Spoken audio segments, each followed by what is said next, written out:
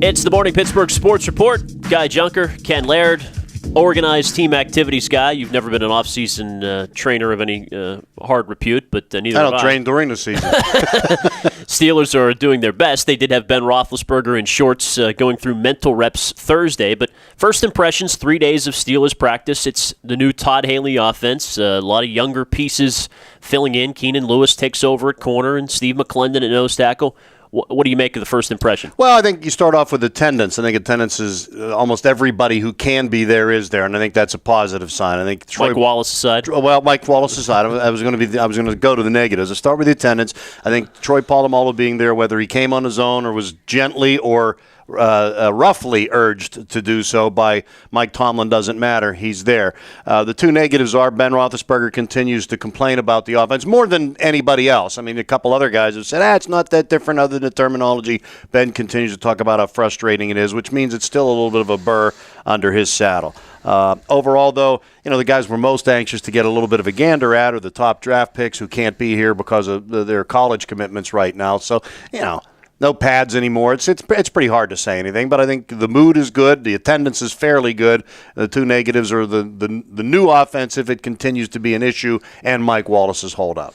Yeah, the only other minor whine we heard, Mark Kabalian, he wrote this in Thursday's Trib about Marcus Gilbert, who had worked all season at left tackle because Mike Tomlin told him to. Now they've kicked him back over to the right side, and he's basically expressing some frustration, or that was my dream position. Now they've yanked that out from under me. In the meantime, Mike Adams and David DeCastro aren't here. They can't be here yet, so the O-line's in a little bit of a flux, I would say. Well, I think it's in a lot of flux, and I think it was going to be even if everybody was happy. It just is when you've got people coming back that weren't healthy, when you've got new people coming in who you're expecting to start. But even if you're the number one overall pick in the league at a position of the draft, it's still a lot to expect a guy to come in and, A, be able to start and play, and B, to be able to start and play well. What Marquise Pouncey did as a rookie, I think, is kind of underrated around here in amazement categories.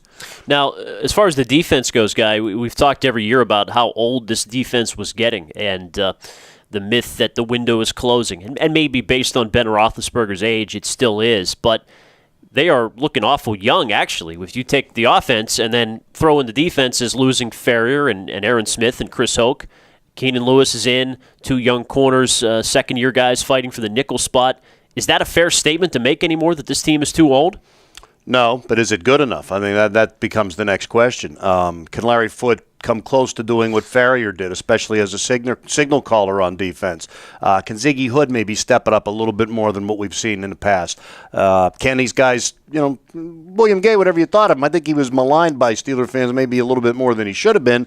I mean, that's an important position as often as they play the nickel in their defensive schemes now. So I think they're definitely younger. I don't necessarily think they're worse, but I don't automatically think that they're better just because they're younger. But when you look at the guys that you're talking about that were leaving, though, how much have they been able to play in recent years anyway? You look at a guy like Aaron Smith. I mean, he hasn't been able to play hardly at all. True. That's Chris Hoke missed most of last year. Casey Hampton has been in and out of the lineup. So even though those are big-name guys and guys you think, it's going to be tough to replace them, they've been kind of replacing them gradually over a period of time anyway. Yeah, I guess they've kind of had to at a last moment's notice, or even in the playoff game. You looked at the sideline, and Hampton and Smith, they had to almost replace on the fly. This year they're prepared for it, or theoretically they are, and we'll see how they do.